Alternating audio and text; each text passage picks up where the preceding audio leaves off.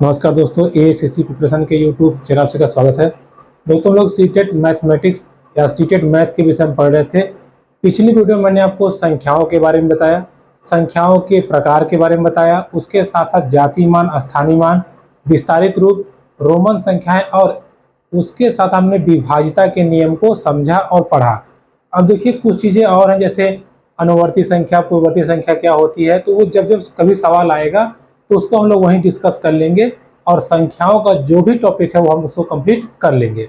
तो चलिए आज की वीडियो हम लोग 2011 से लेकर 2021 तक जो जो प्रश्न पत्र में क्वेश्चन आए हैं, कैसे कैसे क्वेश्चन आए हैं, उनको हम देखते हैं और ये समझने का प्रयास करते हैं कि जो हमने थ्योरी में पढ़ा क्या वो कारगर है या हमने केवल गलत पढ़ लिया। तो चलिए शुरू करते हैं और एक एक क्वेश्चन को बनाते हैं। देखिए आसानी से समझिएगा, एक एक क्वेश्चन बहुत आसानी से बनाएंगे और समझने का हम प्रयास करेंगे। देखिए ये प्रश्न आपका 2011 में आया है। क्या कह रहा है? सिंपल 2424 में 2 के स्थानीय मानों का योगफल बताइए।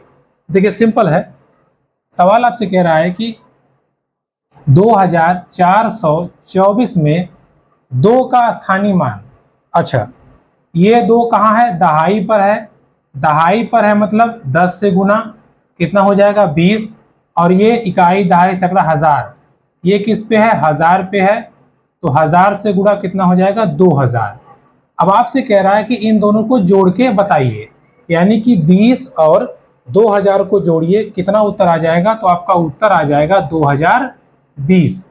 कितना उत्तर आ जाएगा? 2020। तो इस प्रश्न का सही उत्तर हो जाएगा 2020। इजी क्वेश्चन था, ज्यादा कुछ नहीं करना है, बस सिंपल हमें जोड़ देना है। ठीक है, इकाई अंक, दहाई अंक या स्थानीय मान निकाल कर हमें जोड़ देना है। मैंने आपको कल बताया था, स्थानीय मान मतलब जिस स्थान पे डिजिट रहेगा वो, और जाति मान मतलब जो वैल्यू है वही, सेम टू सेम। ठीक है, आगे बढ़ते हैं। ये क्वेश्चन था आपका 2011 में। अगला क्वेश्चन हम देखते हैं, उसको बनाने का प्रयास करते हैं। देखिए, हाँ देखिए, अगला क्वेश्चन हमारा है जो कि आया है 2012 में। क्या है? संख्या 12345 में 3 के स्थानीय मान तथा अंकित मान में अंतर है। कितना है? 12345। सिंपल सवाल है, 12345। अब कह रहा है कि 3 का स्थानीय मान, कौन सा मान? 3 का स्थानीय मान और 3 का अंकित मान। देखिए अंकित मान या जातीय मान एक ही होता है। स्थानीय मान की बात करें तो 3 कहाँ पे है? इकाई, दहाई, सैकड़ा, सैकड़े पे है, यानी कि इसका वैल्यू हो जाएगा कितना? 300। भाई सैकड़े पे है तो कितनी वैल्यू हो जाएगी? 300। ठीक है, अब अंकित मान की बात करें तो मैंने आपको बताया था अंकित मान उतना ही होता है जितना रहता है, जितना लिखा है। तो ये 3 चाहे जहां रहे, चाहे यहां रहे, चाहे यहां रहे, चाहे यहां कहीं भी रहे, अंकित मान उसका 3 ही होगा। अब हमसे क्या बोला है? दोनों का अंतर निकालना है। अंतर मतलब घटाना। तो 300 में से 3 को घटा देंगे, कितना आ जाएगा? 297। यानी कि आपका सही उत्तर हो जाएगा ऑप्शन नंबर बी। बी जो है आपका राइट आंसर हो जाएगा। क्लियर हुआ? तो देखिए, जब भी क्वेश्चन पूछेगा जाति मान से, स्थानीय मान से, तो ऐसे ही सिंपल तरीके से हम उसको सॉल्व कर लेंगे। चलिए आगे बढ़ते हैं। देखिए अगला सवाल क्या कह रहा है, फिर देखिए 70,560 में 5 और 6 के स्थानीय मानों का गुणनफल है। देखिए हर बार सवाल बदल रहा है। ये सवाल आपका आया है 2013 में। 70,560 में कह रहा है 5 का स्थानीय मान निकालिए पहले आप। अच्छा भैया, 5 का स्थानीय मान क्या हो जाएगा आप ही बताइए? इकाई, दहाई, सैकड़े, सैकड़े पर है तो 500 हो जाएगा। उसके बाद 6 का स्थानीय मान, इसका भी स्थानीय मान हमें निकालने के लिए बोला है। सवाल पढ़ लीजिएगा कि क्या कहना चाहता है। अक्सर हम गलती करते हैं जल्दबाजी में, एक स्थानीय मान है, दूसरा जाति मान पूछा होगा। ऐसा नहीं है, दोनों में कह रहा है स्थानीय मान। तो यहाँ पे 6 का स्थानीय मान दहाई पर है तो 60 हो जाएगा। सवाल कह रहा है कि दोनों का गुणनफल कितना होगा? दोनों का गुणनफल कितना होगा भैया, 500 का गुणा आप 60 में कर दीजिए। देखिए 1 2 3, 3 जीरो लिख दीजिए और 5 छक्के 30, तो सही उत्तर आ जाएगा 30,000। कितना आ जाएगा 30,000। आपका ऑप्शन नंबर इसमें 3 जो है वो बिल्कुल राइट आंसर हो जाएगा 30,000। ठीक है, कोई दिक्कत नहीं है। जैसे जैसे क्वेश्चन पूछ रहा है वैसे वैसे हम करते जा रहे हैं। स्थानीय मान का क्वेश्चन 3-4 ठो हो गया, जैसे जैसे क्वेश्चन पूछा था ईयर वाइज हमने आपको सॉल्व करा दिया। आगे बढ़ते हैं। देखिए अगला सवाल आपसे क्या कह रहा है, अगला कह रहा है ध्यान समझिएगा। हाँ, अब कुछ चीजों को हम समझते चलेंगे। कह रहा है 4 अंकों की सबसे बड़ी संख्या और 3 अंकों की सबसे छोटी संख्या का योगफल। अच्छा पहले आप समझिए, जैसे हम कहते हैं आपसे 1 अंक की सबसे छोटी संख्या कौन है, 1 है, सबसे बड़ी 9 है, क्योंकि 9 के बाद जैसे ही आप 10 पे जाएंगे तो 1 2 अंक आ गया। तो 1 अंक की सबसे छोटी संख्या 1 है, 2 अंक की क्या है 9 है। अब जब आपसे 2 अंक की कहेगा, सॉरी 1 अंक की छोटी संख्या 1 है, 2 अंक की 1 अंक की बड़ी संख्या 9 है। 2 अंक की सबसे छोटी संख्या कहेगा तो 1 के आगे 0 लगा दीजिए, बड़ी संख्या कहेगा तो 2 ठो 9 लगा दीजिए। 3 अंक की छोटी संख्या कहेगा तो 1 के आगे 2 0 और 3 ठो 9 लिख दीजिए। 4 अंक की छोटी कहेगा तो 1 लिख के 3 शून्य और 4 ठो 9 लिख दीजिए। ऐसे ही करके हमारा 5 अंक 6 अंक की छोटी बड़ी संख्याएं निकल जाएंगी। सवाल हमसे क्या कह रहा है, 4 अंकों की सबसे बड़ी संख्या। भाई 4 अंकों की सबसे छोटी संख्या तो 1000 है, सबसे बड़ी संख्या कितना है 9 9 9 9,999। और 3 अंकों की सबसे छोटी संख्या, 3 अंकों की सबसे छोटी संख्या, इन दोनों का योगफल बताइए। कितना हो जाएगा 9 9 9 1 10 9 1 10, यानी कि 10,099। इसका सही उत्तर हो जाएगा ऑप्शन नंबर 3। अच्छा कुछ लोग सोचते हैं कि हमने, देखिए पहले ये सही हो गया ना ऑप्शन नंबर 3। अब कुछ लोग सोचते हैं जैसे जो मैथमेटिक्स के नहीं है, हम 100 को यहां से भी तो जोड़ सकते हैं, ऐसे ये 9 हो जाए, ये 9 हो जाए, ये 9, ये 10 हो जाए, ये भी तो सही है। नहीं, ध्यान दीजिएगा, जोड़ या घटाव करते समय इकाई अंक के नीचे इकाई लिखना है, दहाई अंक के नीचे दहाई लिखना है, सैकड़े के नीचे सैकड़ा। तो 100 का इकाई अंक 0 है, इसका 0 है, 9 है, इसका दहाई 0 है, इसका 9 है, और इसका सैकड़ा 100 है, 1 है और इसका 9 है। अब जोड़िए, ठीक है, इकाई के नीचे इकाई, दहाई के नीचे दहाई, सैकड़ा नीचे सैकड़ा। क्लियर हुआ? तो इसका सही उत्तर हो जाएगा 10,099, ऑप्शन नंबर 3। आगे बढ़ते हैं, अगला प्रश्न समझते हैं। देखिए मजेदार क्वेश्चन है, क्या कह रहा है समझते हैं। बहुत अच्छा क्वेश्चन है। कह रहा है 26 और 26 शतांक को लिखा जाता है। अच्छा, हम ये तो जानते हैं कि 26 ऐसे होता है, ये शतांक क्या है? देखिए शतांक बोल दे, हजारांक बोल दे, दशांक बोल दे, 10,000 बोल दे, तो जितना बोलेगा उसी का डिवाइड शत अंक, यानी कि 7वां अंक, मतलब शत अंक, सॉरी 100वां भाग या शतक वाला भाग। तो 26 में हमें जोड़ना है 26 का 100वां भाग, यही ने बोला है 26 और 26 का शतांक। तो 26 प्लस इसको भाग देंगे 0.26, यानी कि 26.26। इसका सही उत्तर हो जाएगा ऑप्शन नंबर बी, यानी कि सेकंड नंबर आपका राइट आंसर हो जाएगा। क्लियर हुआ? जैसे हम आपसे कह रहे हैं कि 55 का दशांक क्या होगा, तो 10 से भाग कर दीजिए। 55 का शतांक कितना होगा, 100 से भाग कर दीजिए। मतलब शतांक मतलब 100वां अंक, दशांक मतलब 10वां अंक, यानी कि 10वां भाग। ठीक है, तो इसका राइट आंसर हो जाएगा 26.26। क्लियर हुआ? आगे बढ़ते हैं, अगले प्रश्न हम चर्चा करते हैं। देखिए अगला प्रश्न, देखिए मजेदार प्रश्न है। क्या कह रहा है? कह रहा है 6,551, 6,521, 5,621 में 5 के स्थानीय मानों का योगफल।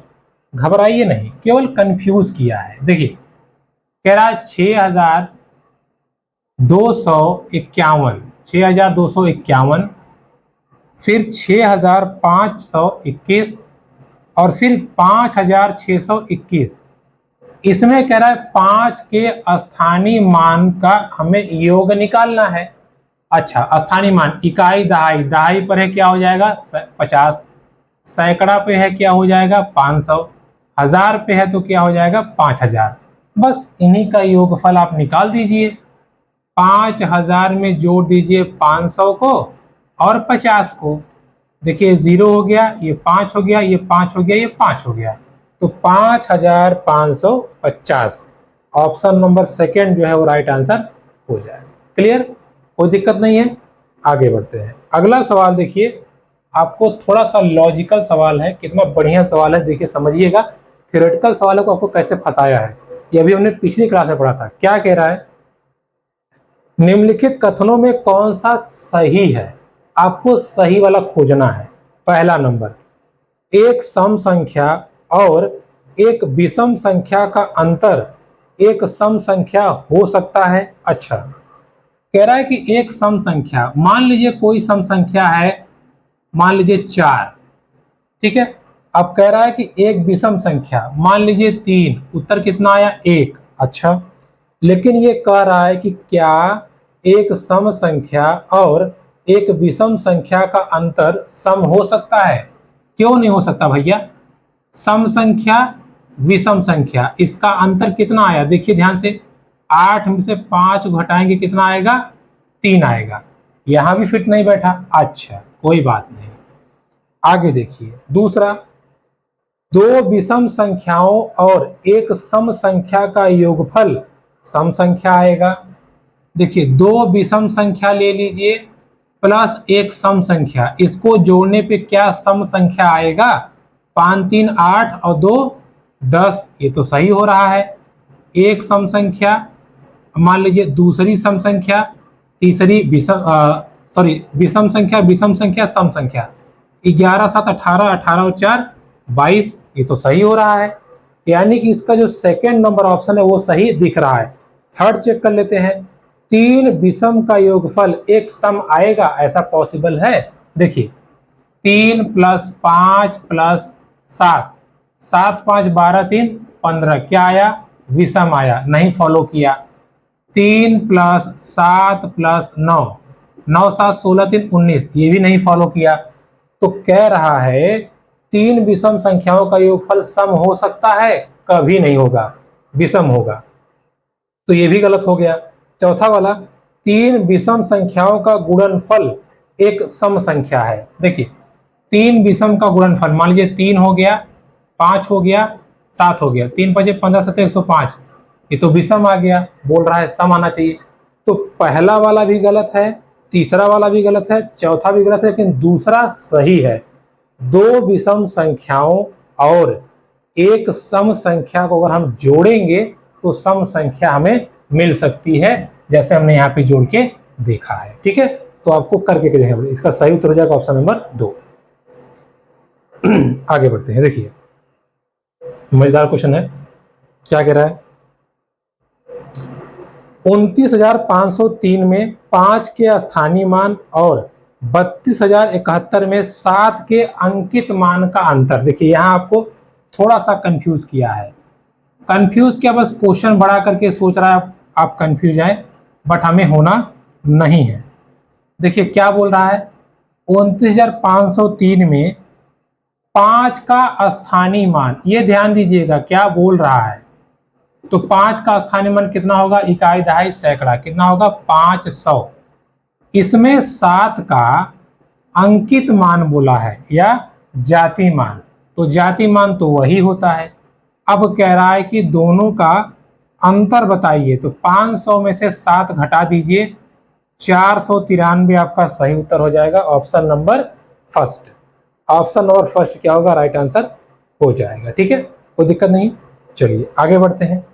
ये सवाल देखिए, हाँ देखिए 2018 में सवाल पूछा है, ये बहुत जबरदस्त सवाल है, ध्यान समझिएगा, लॉजिक वाला है, तुरंत लग जाएगा। 1 - 1 + 1 - 1 + 1 - 1 ... यानी कि उसके आगे तक। देखिए क्या कह रहा है, 1 - 1 + 1 - 1 + 1 + 1 - 1 अब इसके बाद में डॉट डॉट डॉट डॉट पता नहीं कहां तक गया है, लेकिन आपसे कह रहा है कि समसंख्यक पदों का योग बताइए। अच्छा, पहले समझिए समसंख्यक मतलब ये है कि इसको जितनी बार भी जोड़ना है जोड़िए, लेकिन सम बार जोड़िए। जैसे चाहे 2 बार जोड़िए, चाहे 6 बार जोड़िए, चाहे 8 बार जोड़िए, चाहे 50 बार, चाहे 52 बार, चाहे 100 बार, चाहे 102 बार, यानी कि सम संख्या के बराबर जोड़ना है। मतलब कहने का ये है कि 501 बार नहीं जोड़ना है, क्योंकि ये विषम संख्या है। 502 बार आप जोड़ सकते हैं, ठीक है। तो अब बताइए, अगर सम संख्यक पे जोड़ेंगे तो इसका आंसर क्या आएगा? ध्यान से लॉजिक समझिएगा। देखिए, अगर इसको हम 2 बार जोड़ रहे हैं, 2 बार, क्या आ रहा है? 0। अगर इसको हम 4 बार जोड़ रहे हैं तो भी 0 आ रहा है। इसको अगर हम 6 बार जोड़ रहे हैं तो भी 0 आ रहा है। मतलब 8 बार जोड़ेंगे तो भी 0 आएगा, 10 बार जोड़ेंगे तो भी 0 आएगा। अर्थात जब हम इसको सम संख्यक मतलब 1000 बार जोड़ेंगे, 2000 बार जोड़ेंगे तो भी आंसर 0 ही आएगा। क्योंकि जोड़ के देख लीजिए, 2 बार जोड़ेंगे 0, 4 बार 0, 6 बार 0, 8 बार 0, 10 बार 0। तो इसका राइट आंसर हो जाएगा ऑप्शन नंबर 4। क्लियर? एकदम क्लियर, लॉजिक से तुरंत क्वेश्चन, ठीक है। चलिए आगे बढ़ते हैं और आगे क्वेश्चन को हम समझते हैं। अगला क्वेश्चन देखिए, बहुत मजेदार क्वेश्चन है। क्या कह रहा है समझते हैं। देखिए, कह रहा कि अंकों 2, 3, 4, 6, 7, 8। अच्छा, कौन सा अंक है? 2, 3, 4, 6, 7 और 8।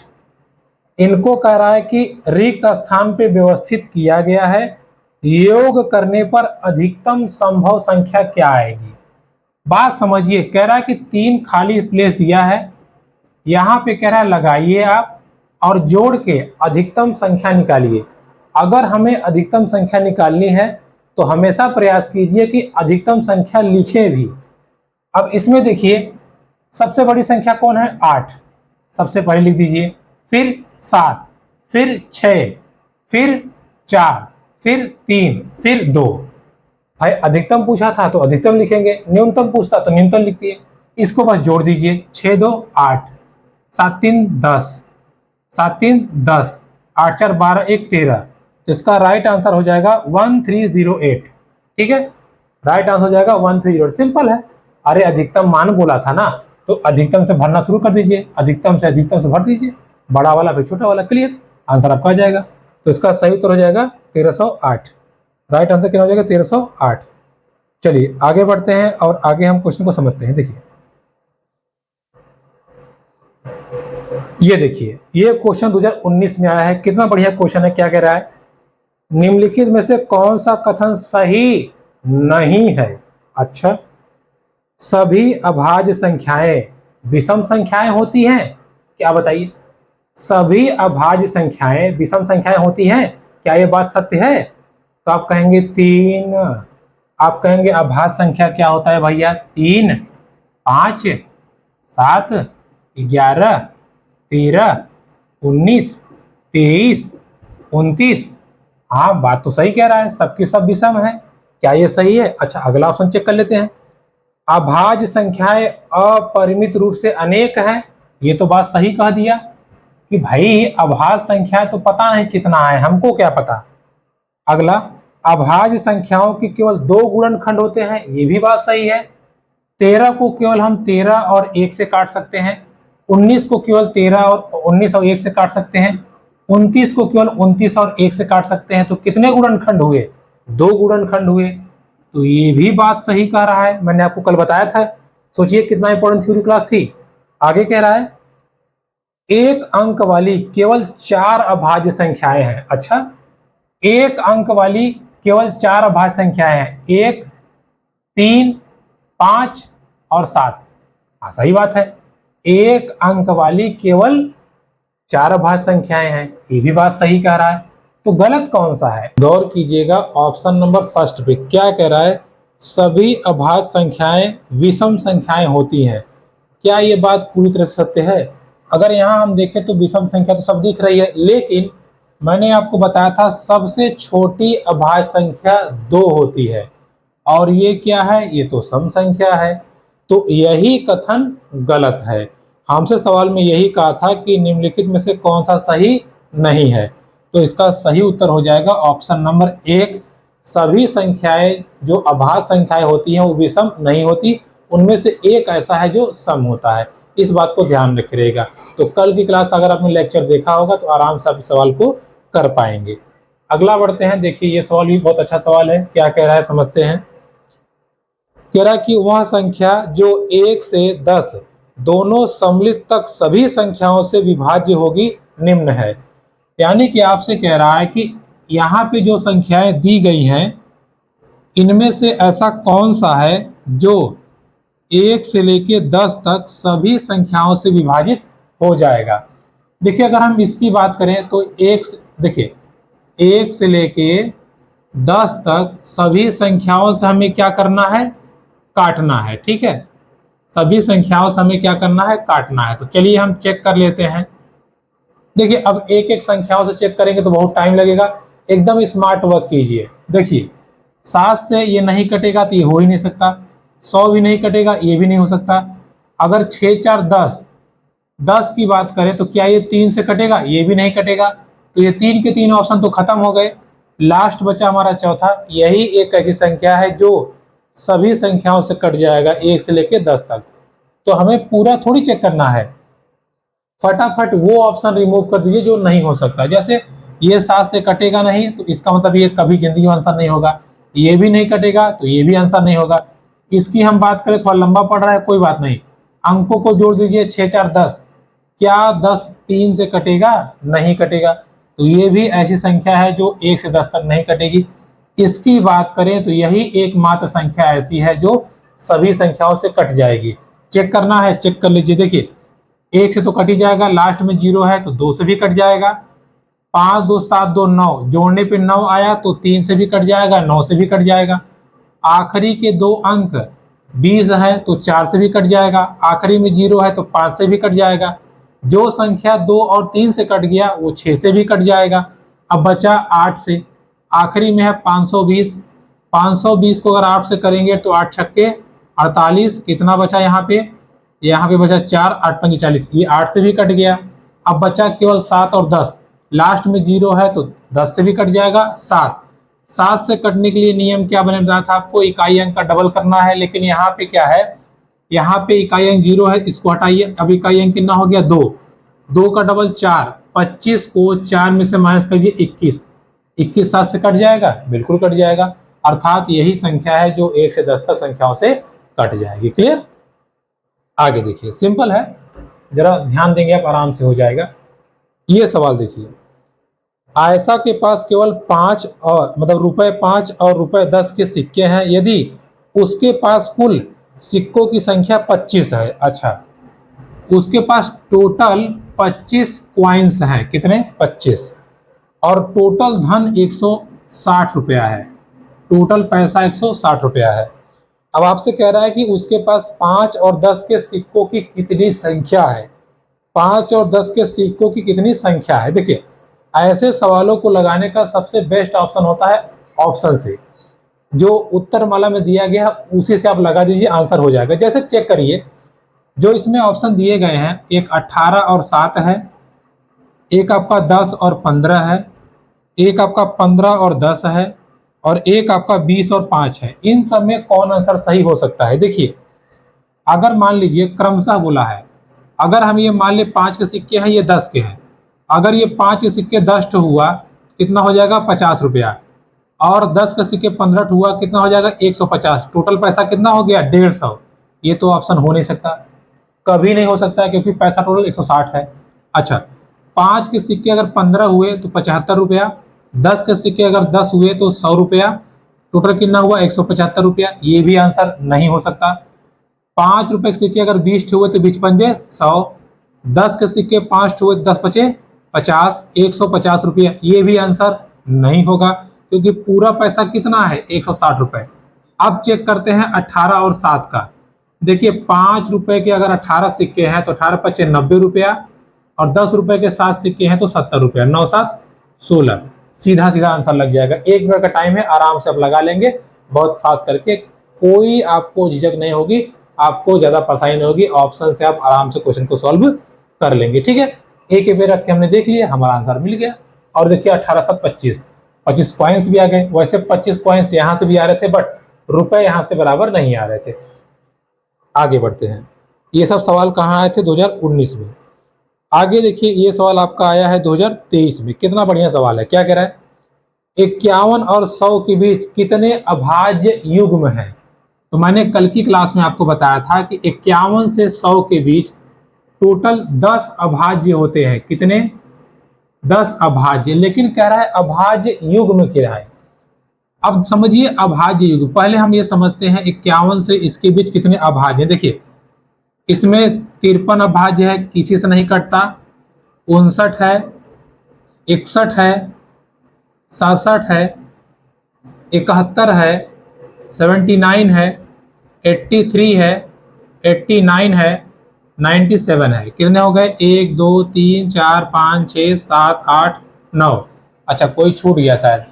अच्छा 73 भी है, सॉरी देखिए 73 है, 79 है, 83 है, 89 है और 97 है। 93 नहीं होगा क्योंकि ये 3 से कट जाएगा।